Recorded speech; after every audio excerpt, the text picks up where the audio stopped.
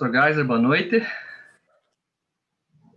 Boa noite, Eduardo. Tudo bem com você? Tudo, e com o senhor?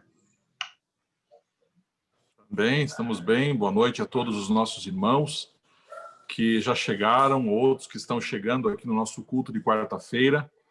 Hoje o pastor Marcelo não está conosco, está meio adoentado, né? Meio doente aí e foi deitar mais cedo. Mas nós temos aqui a alegria de ter conosco nessa noite um convidado especial que eu vou daqui a pouquinho apresentar aí a vocês. E eu quero relembrar a todos que podem deixar aí no chat o seu pedido de oração, o seu agradecimento. O Eduardo, no final, vai estar lendo aqui os pedidos, os agradecimentos, e o pregador da noite irá orar, né, por esses pedidos, também colocar nas mãos de Deus todos os agradecimentos. Então, você pode escrever aí, durante o culto, a partir de agora, aí no nosso chat. Já chegou algum pedido aí, Eduardo? Por enquanto ainda não, pastor. Mas eu vi que o nosso pregador já está por aqui, já. Já está aí, sim. Muito bem, eu aviso aqui os irmãos do Jardim Pinheiros que sábado teremos Santa Ceia na igreja, tá? E no Pilarzinho nós teremos dia 19 de dezembro. Vocês vão receber mais orientações sobre esse momento especial aí de Santa Ceia. O ano está chegando ao seu final, temos que mais ainda nos apegarmos a Deus e continuar nos cuidando aí, né? Cada vez tem mais pessoas contraindo o coronavírus, uma coisa se alastrou de uma forma, mas vamos nos cuidar e Deus com certeza também estará com a sua mão nos protegendo e nos livrando. Temos música hoje, Eduardo? Mensagem musical especial não, pastor. Então podemos seguir já com a programação, seguindo o coração, se o pastor quiser. Nós vamos fazer uma oração e daí eu vou apresentar o pregador dessa noite para vocês. Tá bom? Feche aí os seus olhos, abaixe a sua cabeça onde você estiver e vamos orar. Querido Deus, obrigado por mais uma noite de quarta-feira, na qual nos reunimos aqui pelo Zoom, mas todos unidos, no mesmo propósito de te adorar, de te louvar, e também de ouvir a tua voz, a tua palavra. Abençoa-nos nessa noite, mais uma vez, abençoa o pregador nessa noite, o pastor Derli, usa ele para a tua glória, em nome de Jesus. Amém. Muito bem, o convidado dessa noite, ele é gaúcho, né? Meio catarinense, meio gaúcho, acho que as duas coisas, mas ele trabalha hoje em Goiânia, no Centro-Oeste, é pastor da Igreja Central de Goiânia. Depois eu quero que você fale um pouquinho, pastor Derli Agostini, para nós, como que é a Igreja Central de Goiânia, como que é a igreja na cidade de Goiânia, e no Goiás, e o projeto lá de construção que você está tendo lá de uma nova igreja. Então, nós tivemos a alegria de trabalhar com o pastor Derli em Porto Alegre, na região de Porto Alegre, na região do interior do Rio Grande do Sul, em Juí. Ele foi ali o nosso evangelista e outras coisas mais, também em Santa Catarina, em Florianópolis. E temos aí uma grande amizade. Então, seja bem-vindo, obrigado pelo convite, aceito. E agora a palavra é sua, pastor Derli Agostini. Olá, pastor Geisler, queridos irmãos, boa noite. É uma alegria me comunicar com vocês. Realmente tenho muito carinho pelo pastor Wilson e toda a sua família. Eu tenho ouvido aí boas notícias do distrito de Pilarzinho. É isso, pastor? Estou falando certo? É Pilarzinho, e tem alguns irmãos que estão conosco também do distrito do Alto Maracanã. Alto Maracanã, que legal. Sejam bem-vindos também. Aí Pilarzinho, Vila Marta, Jardim Pinheiros, aí as igrejas nós não vamos mencionar, que são muitas, né? Mas, pastor, se você puder aumentar um pouquinho, talvez o volume do seu celular, talvez fique um pouco melhor. Me ouvem melhor agora? Melhorou. Melhorou um pouco? Melhorou. Tá bom, né, Eduardo? Veja aí. Aqui acho que tá bom sim, pastor. Tá bom? Beleza. Pode tocar aí à vontade agora, dele. Eu trabalhei 17 anos no sul do Brasil, sou da União Sul, Santa Catarina, 5 anos, e 12 no Rio Grande do Sul. E trabalhamos juntos nesses dois estados, eu e o pastor Wilson. Estou agora em Goiânia há 4 anos. Hoje estou aqui em Taquara, né? Na casa dos meus pais, mas sexta-feira já estou de volta em Goiânia.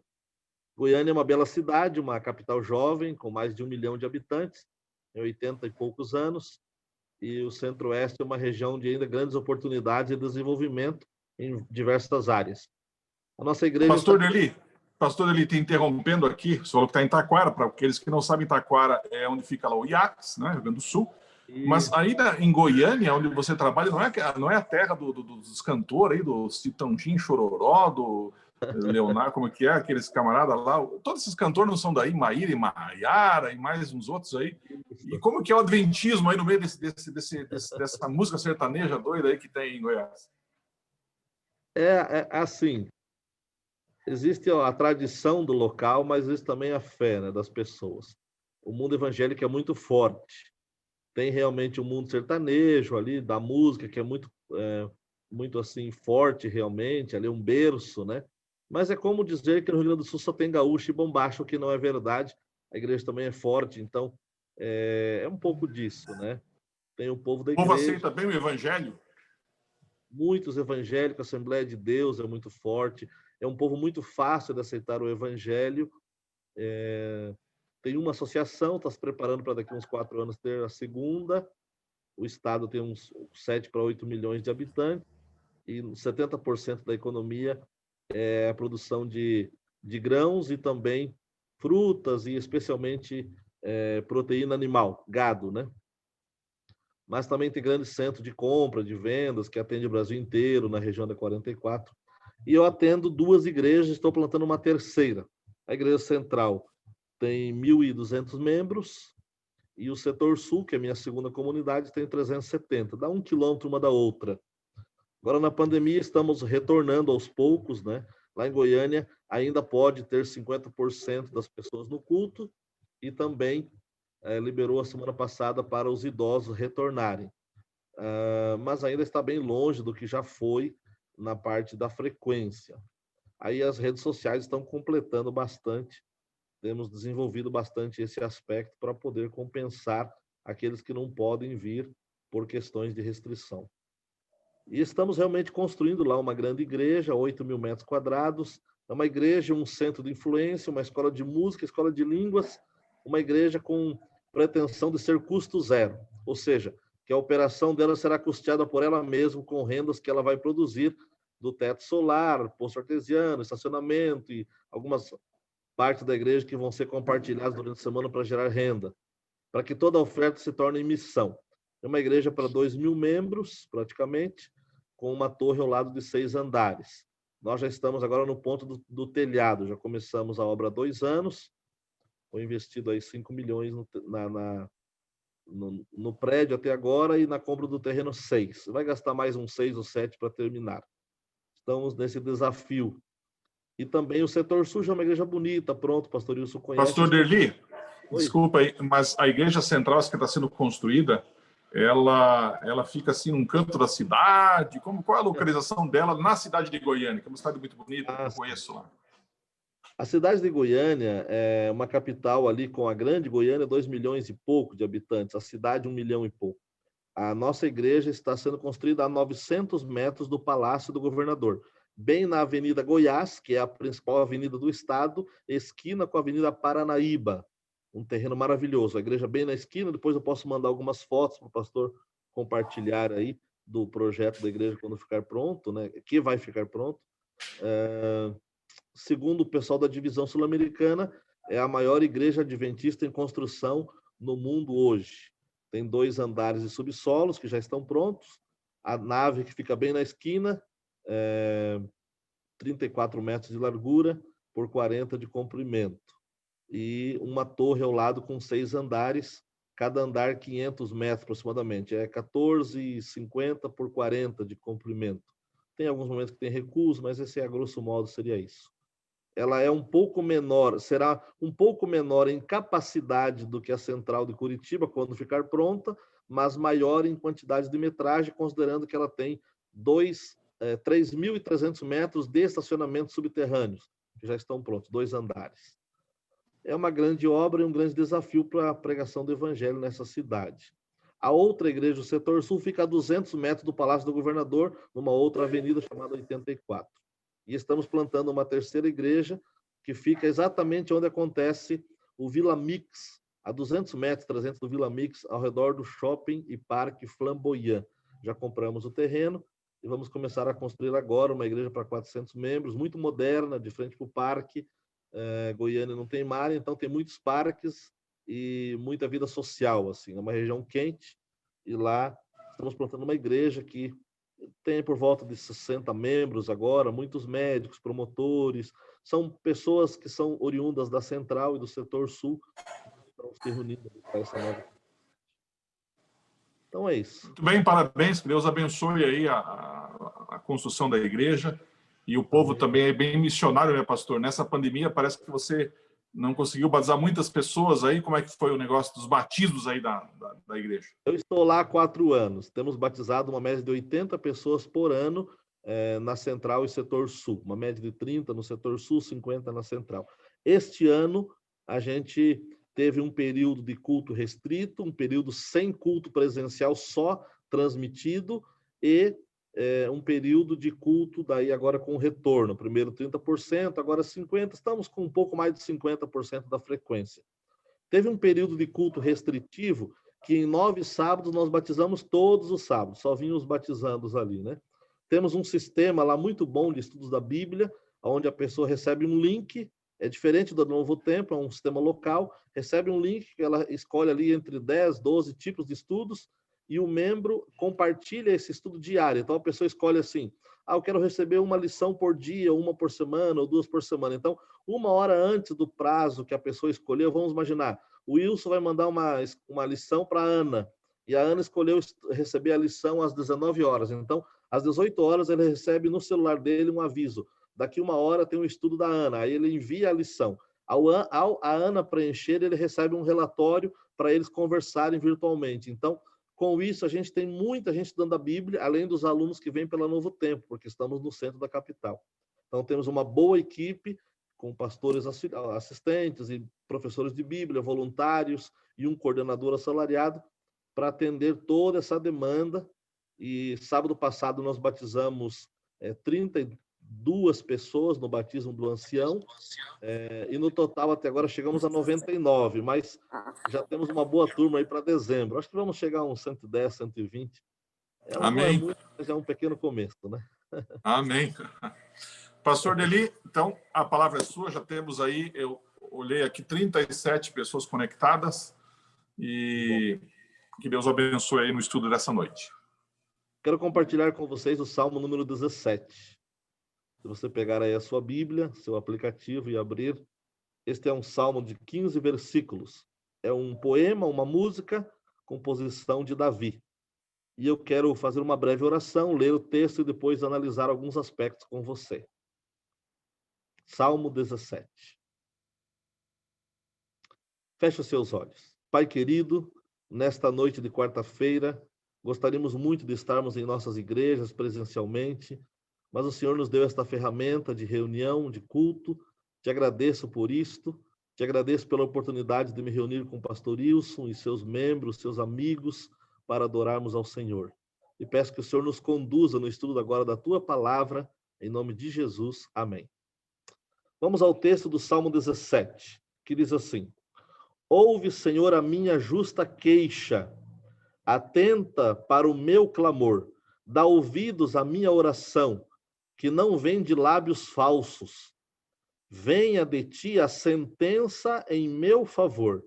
Vejam os teus olhos onde está a justiça. Verso 3. Provas o meu coração e de noite me examinas. Tu me sondas e nada encontras. Decidi que a minha boca não pecará. Como fazem os homens pela palavra dos teus lábios, eu evitei os caminhos do homem violento. Meus passos seguem firmes nas tuas veredas, os meus pés não escorregaram. Eu clamei a ti, ó Deus, pois tu me respondes. Inclina para mim os teus ouvidos, ouve a minha oração. Mostra a maravilha do teu amor, tu que com tua mão direita salvas os que em ti buscam proteção, contra aqueles que os ameaçam. Protege-me como a menina dos teus olhos, esconde-me à sombra das tuas asas. Verso 9. Dos ímpios que me atacam com violência, dos inimigos mortais que me cercam. Eles fecham o coração insensível e com a sua boca falam com arrogância. Eles me seguem os passos e já me cercam, os seus olhos estão atentos, prontos para me derrubarem, para derrubarem-me. Como um leão ávido pela presa, como um leão forte, agachado em emboscada. Levanta-te, Senhor, confronta-os, derruba-os com a tua espada, livra-me dos inimigos. Com a tua mão, Senhor, livra-me dos homens, assim, de homens deste mundo, cuja recompensa está nesta vida. Enche-lhes o ventre de tudo que lhes reservaste. Sejam os teus filhos saciados e que sombras fique e que com a sombra fique com os seus pequeninos. Quanto a mim, último verso, feita a justiça, verei a tua face. Quando despertar, ficarei satisfeito ao ver a tua semelhança. Para aqueles que gostam da estrutura, vocês estão me ouvindo bem? Estão me ouvindo? Sim, ouvimos bem. Para aqueles que gostam de olhar o texto bíblico na sua estrutura, eu quero propor a seguinte estrutura para o estudo desse Salmo 17. Os versos 1 e 2, Davi apresenta a Deus o primeiro pedido, um pedido de justiça diante dos homens para Deus. Ele diz ali assim, versículo 2, venha a ti a sentença em meu favor, vejam os teus olhos onde está a justiça. Ou seja, existia contenda, acusações contra o rei, isso é normal num aspecto de liderança, pessoas acusam o líder, que o líder não faz uma boa escolha ou não tomou boas decisões, e aí ele apresenta a causa dele diante de Deus, dizendo, Senhor, estou aqui e apresento este assunto para que o Senhor julgue com a sua justiça. Então, isso está no verso 1 e 2. Os versos 3 a 5, Davi defende a sua integridade. E ali ele diz, por exemplo, prova o meu coração. E aí ele diz assim, tu me sondas e nada encontras de mal em mim. Ele diz assim, eu decidi não agir mal, eu decidi não ser violento. Então, Davi faz uma defesa da sua conduta, mostrando que ele está agindo da forma correta, apesar dos ataques que ele recebe. Os versos 6 a 9, Davi apresenta uma segunda petição. Agora é uma petição assim, mais como um ato quase de desespero. Ali no verso 6 ele diz assim, eu clamo a ti, ó Deus, pois tu me responde, inclina para mim os teus ouvidos. Então, mais uma vez ele retorna para apresentar sua causa diante de Deus. Dos versos 10 ao 12, Davi dá uma descrição dos seus inimigos. Se você olhar ali, ele fala, por exemplo, que eles estão ávidos para me destruir, com os olhos bem atentos nas minhas ações, como leões agachados, prontos para dar um bote, né?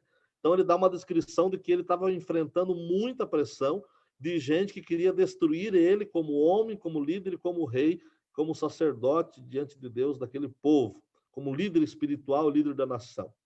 E por fim, ele no verso 15, aliás, no versos 13 e 14, ele faz uma terceira petição, e aí no verso 15, ele faz uma declaração de confiança em Deus.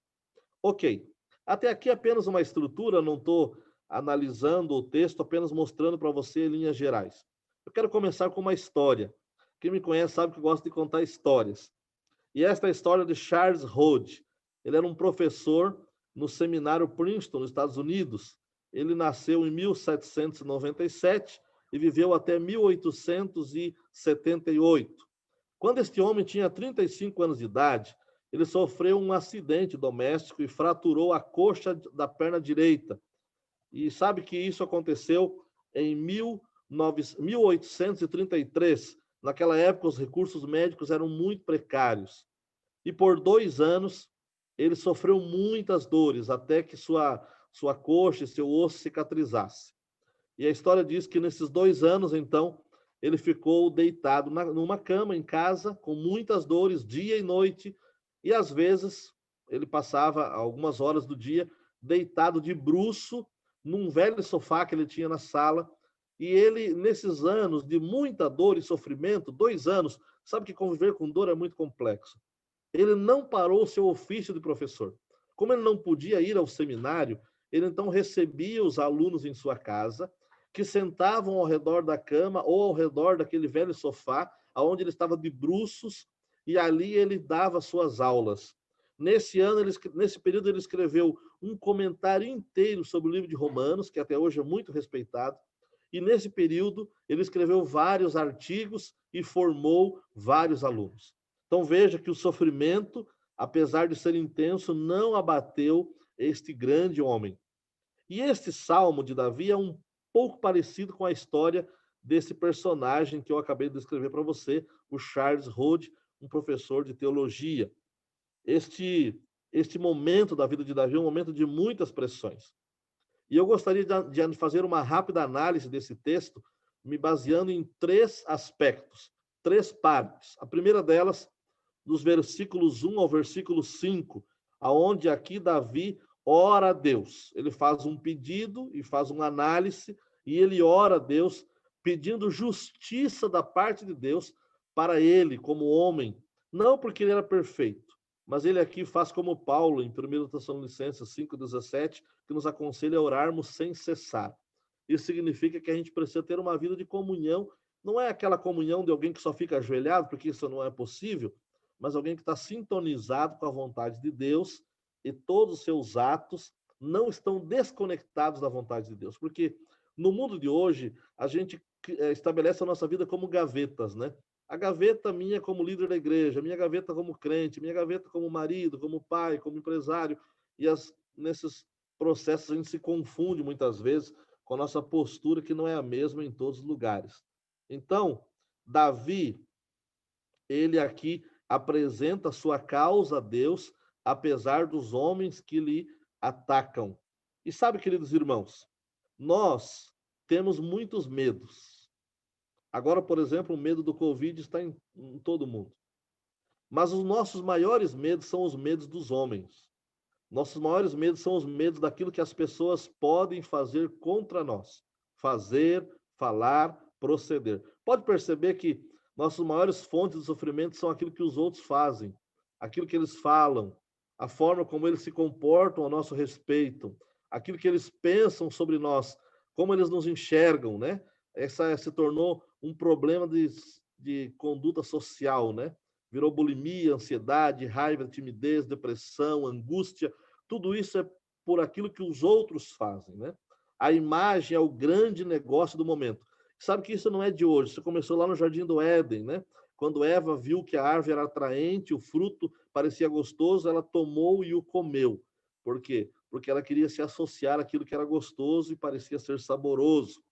Lá em 1 João, capítulo 2, versículos 15 e 16, a Bíblia diz assim: não ameis o mundo, né? Não ame o mundo e o que nele há. Parem de amar o mundo, seja um conselho de João para a gente. A gente precisa se importar menos com o mundo, né? João está dizendo assim: o mundo, pelo mundo, né? Não nos torna nada melhor, né? A glória do mundo, né? A gente busca muito a glória do olhar do outro, a glória por si, né? Somos meio como o cachorro que late quando o carro passa, e aí quando o carro dá uma parada, ele chega e não sabe o que fazer. Então, a gente corre atrás da visão do outro, né? O outro, como ele nos vê, como eles falam, o que ele fala sobre a gente, o que meu marido pensa a meu respeito, a minha esposa, os membros da minha igreja, os meus colegas de trabalho. Mas você nem sabe muito o que fazer com isso, né? Você não sabe o quanto isso vai te ajudar ou não. Mas a gente é desesperado atrás disso, né? A gente tem essa inclinação natural. É uma necessidade que temos, né? Então, a gente precisa se conectar mais com Deus para sermos um pouco mais alienados do mundo. Porque a gente, na verdade, é o contrário. A gente é muito conectado com o mundo e é meio alienado das coisas de Deus. A gente se conecta com Deus naqueles momentos de culto, no momento de culto pessoal, coletivo, ou quando a coisa aperta, quando alguém adoece, quando perde emprego, quando a gente passa por um perrengue na vida, a gente se foca em Deus. Mas no resto a gente é meio alienado. Mas, na verdade, a gente deveria agora fazer um exercício. E nessa pandemia, isso até nos favorece, né? Porque a gente fica mais recluso, se expõe menos, e a rede social está bombando por aí, mas a gente precisa agora fazer um exercício para a gente se importar menos com o outro e mais com a vontade de Deus, né? Sabe que o mundo nos conhece pelo nosso rosto, pela nossa fachada, pela marca que está estampada na peça da roupa que a gente usa, pelo carro que a gente está dirigindo, né? Agora, quando chega neste salmo, se você olhar os versos 1 e 2, Davi falando sobre a sua autoavaliação, ele diz assim, leia comigo de novo o texto, Salmo 17, versos 1 e 2. Ouve, Senhor, a minha justa queixa, atenta para o meu clamor, dá ouvidos à minha oração, que não vem de lábios falsos. Venha de ti a sentença em meu favor, vejam os teus olhos onde está a tua justiça. Olha só, Davi diz assim, estou cansado do julgamento dos outros, eu quero que o julgamento e o veredito venha do Senhor. Porque você já parou para pensar? A gente se importa muito pouco com aquilo que Deus pensa a nosso respeito. Mas a gente se importa muito com aquilo que o nosso chefe pensa a nosso respeito. E o nosso chefe é um pobre miserável que está ali até um certo momento quando vai ser substituído por outro. E o nosso Deus que realmente dirige a nossa vida. Né? No verso 3, Davi diz assim, prova o meu coração, de noite me examinas. No verso 4 diz assim, pelas palavras dos teus lábios eu evitei o caminho do violento. Veja, como um rei, como um grande guerreiro que foi, deu provas disso, sua coragem, Davi poderia ter pego suas armas e seus soldados e ter achatado aqueles que o acusavam. Mas ele decidiu seguir pelo caminho da justiça. Decidiu não agir pela força da violência, né? E sabe que o cristianismo verdadeiro precisa promover isso em nós. O verdadeiro cristianismo produz paz. Paz na consciência, paz apesar da circunstância, paz quando você é exaltado e paz quando se esqueceram de você. Paz. Paz na vida particular, paz na rede social e paz na vida pública. O verdadeiro cristianismo produz paz. Né? Orar, quando a gente tem uma vida de comunhão, a gente tem uma vida de harmonia, tranquilidade. Não significa que a gente não vai passar por perrengues, mas significa que a gente vai manter uma mente lúcida, apesar das grandes desafios que a gente passa. Todos nós passamos. Ninguém está imune. Essa semana estou fazendo uma análise de Eclesiastes para pregar sexta-noite lá, no nossa Sexta Jovem, um culto que temos de jovens, e estou analisando a conduta do sábio, né? E a conduta do profeta Daniel. Então, você vê ali o sábio olha para a vida com os olhos de um homem sábio, mas Paulo olha para a vida com os olhos de Deus, como Deus vê a circunstância, né? E a gente, por mais esperto que se ache, por mais experiente que se ache na vida, a gente sempre vai se frustrar com as circunstâncias, com o proceder dos outros, com o nosso próprio desempenho, com aquilo que os outros pensam a nosso respeito, mas, na verdade, Deus é quem realmente tem o veredito certo sobre nós. Esta é a primeira parte desse salmo. A segunda parte que eu quero propor para você aqui está dos versículos 6 ao 12. Aqui Davi busca proteção, refúgio, porque ele quer viver protegido daqueles que lhe atacam, como leões, como ele bem disse, né? Entre os Salmos 6, os versos 6 e verso 12, né? Então, a partir do verso 6, Davi ensina a orar. Orar pedindo proteção a Deus, né? Orar pedindo que Deus cuide dele. Interessante. Quando você analisa lá no hebraico, no original, as expressões que Davi usa dos versículos 6 ao 12 são muito parecidas com as expressões que Moisés usa lá nas 10 pragas do Egito, quando ele fala da proteção de Deus para o povo de Deus, especialmente lá em Êxodo capítulo 8, versos 22, capítulo 9, verso 4 e capítulo 11, verso 7, na quarta praga, que é a praga das moscas, na quinta praga, que é a praga dos rebanhos, perdão, e na 10ª praga, que é a praga dos primogênitos. Nessas 3 pragas, Moisés usa expressões pedindo proteção de Deus para o povo de Deus, ou para o rebanho do povo de Deus, ou para os primogênitos das famílias do povo de Deus. E Davi usa essa mesma origem, esse mesmo contexto no hebraico para dizer assim, Senhor, me protege. Em outras palavras, ele está dizendo o seguinte, assim como você agiu lá no Êxodo, assim como você agiu lá no teu povo que estava sendo atacado por inimigos e eles eram escravos, me protege agora também. Então, Davi busca o mesmo refúgio. O refúgio de Davi não está nas compras, nem na shopping terapia, né?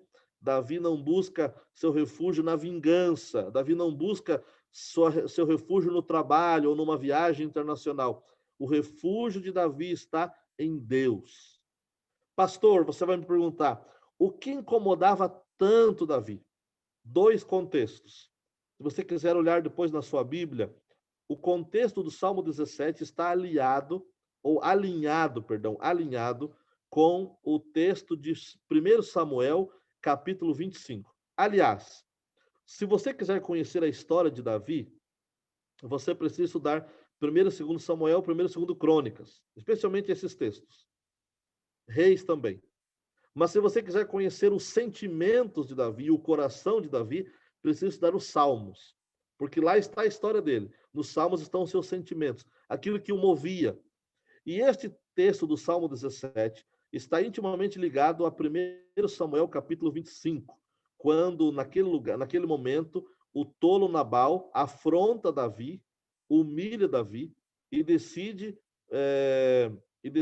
não contribuir com Davi. E aí Davi, aconselhado pela mulher de Nabal, decide não atacar Nabal, e ele poderia ter aniquilado Nabal. Provavelmente Nabal morre sem saber que a sua mulher intercedeu por ele.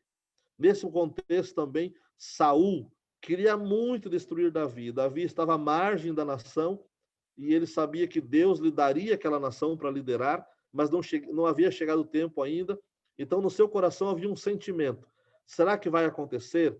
Sabe aquele camarada que está numa empresa e alguém falou assim, você vai ser o diretor-geral dessa empresa. E ele pensa assim, mas será que vai acontecer? E aí você percebe muita gente te atacando, minando, trabalhando para isso não acontecer. E aí você tem a promessa daquela certeza e a insegurança do hoje. É o já e o não ainda, né? Então, Davi está vivendo isso. E isso lhe causa muito sofrimento emocional, porque ele entendia o chamado de Deus, ele aceitava e respeitava a unção de Samuel sobre sua cabeça quando foi à casa do seu pai Jessé, entendia que Deus colocaria ele no trono e não o filho de Saul, mas ele sabia que até chegar esse dia havia muitas situações difíceis a passar. E ele não sabia se a mão de Deus iria protegê-lo até lá, então ele vivia nesse sentimento de angústia e sofrimento e muitas vezes até de desconfiança. E por fim, Davi apresenta aqui o que está nos versículos 13 a 15. Aqui Davi ora expressando satisfação. Este Salmo 17 é um dos salmos mais difíceis de ser traduzidos do hebraico para o português. Mas aqui, nesses versos 13 e 14, ainda fica um pouco mais difícil, né? Porque aqui ele está mostrando sua satisfação em contraste com a satisfação do coração do ímpio. O ímpio não percebe que o embriagar-se com as coisas deste mundo já é um juízo. Em outras palavras, Davi está dizendo assim, nesse Salmos 17, versos 13 e 14, está dizendo o seguinte, olha, enquanto o ímpio tem prosperidade, enquanto ele acha que nada vai lhe acontecer, este já é um juízo de Deus. Por quê? A palavra de Deus diz que o homem que faz sua própria vontade dura um certo tempo e depois ele será aniquilado. Então, Davi está esperando o juízo de Deus, mas enquanto ele não vê, ele apenas se agarra na confiança que ele tem de Deus. Então, no versículo 15, Davi dá uma linda declaração. E nessa declaração ele diz assim, olhe comigo o verso 15. Quanto a mim, depois que ele analisa todas as questões, depois que ele fala com Deus, depois que ele descreve os seus inimigos, depois que ele vê a prosperidade dos inimigos e fica com um pouco de insegurança e incerteza. Aí ele diz assim, quanto a mim, feita a justiça, verei a tua face. Ou seja, ele está dizendo, estes homens podem prosperar até ao ponto de que eu morra e eles continuem aí. Mas eu sei que quando o Senhor aparecer, o Senhor vai me dar a recompensa e eu vou ver a sua face. Por isso quero te dizer esta noite, você pode viver uma situação que até o fim da sua vida você não receba uma recompensa positiva, porque nem sempre o bom prospera, nem sempre o correto chega lá, nem sempre o que é fiel é curado, e nem sempre o que age corretamente vence no mundo dos negócios. Mas você pode até descer à sepultura como alguém que aqui na terra não foi recompensado. Mas se você se manteve fiel, você verá a face do Senhor. Amém por isso? Aí Davi diz assim, Quando despertar, ficarei satisfeito ao ver a tua semelhança. Olha só. Então, Davi diz assim: eu ficarei satisfeito, porque eu sei, eu confio no Senhor e eu sei que o Senhor sabe o que está fazendo e eu sei que a justiça, ao final de tudo, prosperará. Este salmo nos ensina uma grande lição. A lição de que nós, que somos imediatistas, que somos criados e crescidos num mundo situado pelo processo da recompensa, onde a gente acha assim: se eu fiz o bem, eu recebo o bem. Se eu agir bem, eu vou ganhar o bem. Se eu tive um bom desempenho, eu vou ganhar uma recompensa. A gente sabe que esse é o nosso querer, mas esse não é a realidade. Em muitos casos, esse não é a realidade. Em muitos casos, não é. Pense comigo, no interior de São Paulo, esses dias, um motorista dirigindo fez uma ultrapassagem que possivelmente foi uma ultrapassagem de alta velocidade, irresponsável, e ali matou 42 trabalhadores. Veja que mal essas pessoas fizeram. Nenhuma. Nenhum. Você viu lá o depoimento de um senhor que perdeu a esposa, filhos, genros. Que angústia. Ele falou assim: não sabia que hoje tomei pela última vez o café da manhã com a minha esposa. Então, esse mundo é o mundo das injustiças, em que muitos de nós vamos descer à sepultura sem ter uma reparação por algo de mal que nos aconteceu. Muitos de nós vamos encerrar a nossa carreira sem estar na posição a qual deveria estar pela honra e pelo trabalho que faz, porque alguém manipulou o processo. Isso em todas as circunstâncias. Mas saibamos nós que quando abrirmos os olhos, então o Senhor estará à nossa frente. E esta é a grande recompensa, vê-lo face a face, olhar e ver que nós somos feitos à sua semelhança, e então o pecado não nos derrotou. Amém por isso? Eu gosto de contar histórias, eu quero terminar contando uma história se eu tiver tempo. Tem tempo, pastor, para uma história? Tem tempo, sim, tranquilo. Então vamos lá. No norte do Canadá, há muitos caçadores, e lá eles dividem o território. Até tem alguns programas de TV que mostram isso, para que esses caçadores tenham um certo período que eles caçam, e cada período tem um tipo de caça, para que não haja superpopulação e também para que não haja a extinção ali. E entre esses caçadores, há alguns que caçam lobos, porque os lobos são topo de cadeia, e se não forem caçados, vai chegar um ponto que eles então vão se proliferar muito e não é bom. Então lá há permissão de caçar lobos. E eles então desenvolveram uma técnica para caçar o lobo. Como o lobo é muito esperto e é muito perigoso, eles então desenvolveram um picolé. Como que funciona?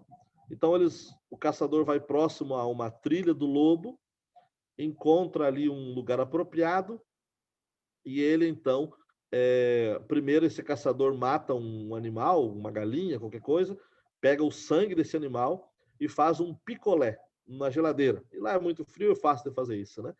E coloca um punhal muito afiado dentro do picolé. E então ele vai, trava esse picolé, esse punhal com sangue ao redor, na trilha de um lobo, ali próximo. E o lobo tem um olfato muito apurado, em pouco tempo ele já sente ali o cheiro, e ele corre e começa a lamber aquele sangue, que ele faz muito bem. E depois que ele lambe este sangue do punhal todo, o punhal é muito afiado, com vários lados afiados, então ele corta a língua. E ao cortar a língua, ele então começa a sorver o seu próprio sangue sem perceber. E ele faz isso até o ponto em que ele fica tão fraco que ele cai e morre. Aí no outro dia o caçador só vem e no máximo ele tem o trabalho de andar alguns passos até achar o corpo do lobo que está ali morto pela sua própria língua. Então essa história, ela mostra aquilo que vai acontecer com os maus. Os maus, eles podem até prosperar. Os maus, eles podem até conseguir vitórias nesse mundo. É uma história uma cena até um pouco grotesca, eu peço desculpa por isso, mas os maus, eles, no final, serão destruídos pela sua própria língua, pela sua própria conduta, pelo seu próprio proceder. Porque quando os livros forem abertos, então a justiça será feita por aqueles que agiram de acordo com a vontade de Deus ou não agiram, e ninguém vai poder trapacear o julgamento do Senhor. Por isso, meu querido irmão, minha querida irmã, nesta quarta-feira, eu te animo, te convido, te chamo, te exorto para se manter puro, leal e fiel. Os mesmos ideais do Clube Desbravador, né? Mantenha-se leal ao Senhor Jesus, fiel à sua consciência conectada ao Senhor, não uma consciência conectada em si mesma, né? Fiel aos princípios que você aprendeu na palavra do Senhor, mesmo que isso lhe custe alguma honra, algum desprestígio e algumas derrotas aparentes neste mundo, mas você verá a face do Senhor quando ele aparecer. Que Deus te abençoe. Amém, pastor Derli, pela mensagem. Eduardo, chegaram aí pedidos de oração, agradecimentos? Sim, temos alguns aqui, pastor. Então, nesse momento eu vou ler aqui, se você ainda não escreveu o seu pedido, eu acho que ainda dá tempo. Vou ler aqui primeiro da irmã Ilmara, que agradece a Deus, a todos, porque intercederam pela Kiara, a sobrinha dela, que já está em casa. Amém por isso. A irmã Celina pede oração por um primo que está internado, o nome dele é Enzo. Estão investigando um problema de coração e também pede por um sobrinho que está com suspeita de Covid, aguardando o resultado do exame. Vamos orar, sim, irmã Celina. O irmão Fernando e a Leoneide escreveram aqui, pedindo oração pelo sobrinho Alan, que está internado, fazendo tratamento cirúrgico para remoção de câncer na cabeça. A Marilda, ela compartilha um agradecimento aqui pelo cuidado e misericórdia com a vida dela e a vida da família. Marilda. Rosana, ela pede oração para os que estão doentes com o coronavírus e que Deus abençoe a todos nós. E esses foram os pedidos, pastor, até o momento escritos aqui. Muito bem, pastor Derli, você viu que, se você olhar aqui, chegamos a 50 participantes no culto aqui de quarta-feira e a mensagem sua fica gravada. E os irmãos sabem que a mensagem fica gravada no YouTube, canal Pilarzinho, né? IASD Pilarzinho. Então, você pode entrar no YouTube, copiar o link e enviar para o WhatsApp para amigos seus que você queira divulgar essa mensagem, assim como todos os demais cultos aí ficam gravados lá. E é IASD Pilarzinho. Pastor Derli, você ora para nós, intercedendo por esses pedidos de oração, agradecimentos, colocando tudo nas mãos de Deus. Vamos orar. Pai querido, uma bênção estarmos na tua presença neste formato esta noite. Com mais de 50 irmãos nos reunimos aqui. Eu te louvo pela vida de cada um deles. O Senhor os conhece, e isso já basta. O Senhor conhece cada uma das circunstâncias que os envolvem. Ouvimos aqui alguns pedidos e quero colocá-los em tuas mãos. Por pessoas que estão precisando do Senhor, que apresentam suas causas, situações de saúde, pessoas que pedem proteção, pessoas que buscam do Senhor uma resposta. O Senhor sabe todas as coisas. Faz, Senhor, de acordo com a tua vontade, para o bem dos teus filhos, para a salvação do teu povo. Cuida, Senhor, do pastor Wilson, da sua família, da Cris, seus filhos, e também, Senhor, de cada família destas comunidades.